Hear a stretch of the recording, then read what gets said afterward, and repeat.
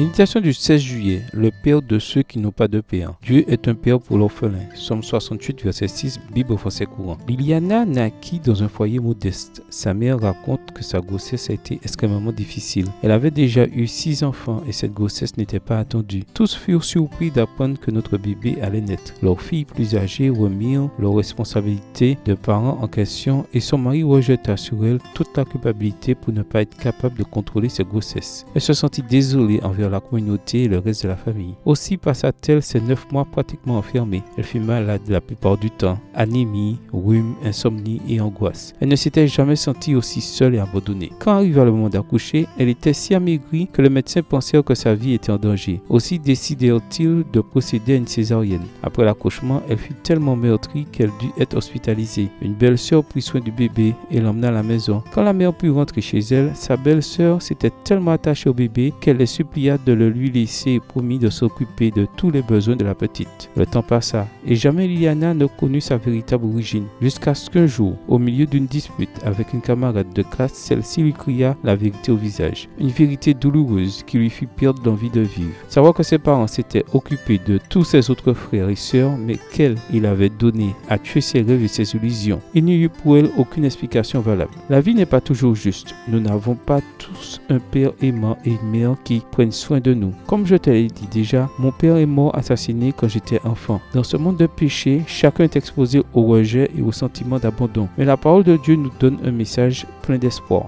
Dieu est le père de ceux qui n'ont pas de père. Il prend soin de ceux qui sont sans défense et les protège. Et il guérit les blessures de ceux qui sont rejetés et abattus. En ce début de journée, je désire t'inviter à venir en la présence de Dieu. Viens à lui avec tes fardeaux, tes complexes et tes traumatismes. Il t'aime et désire te donner sa paix. Bonne journée à toi et que le Seigneur te bénisse.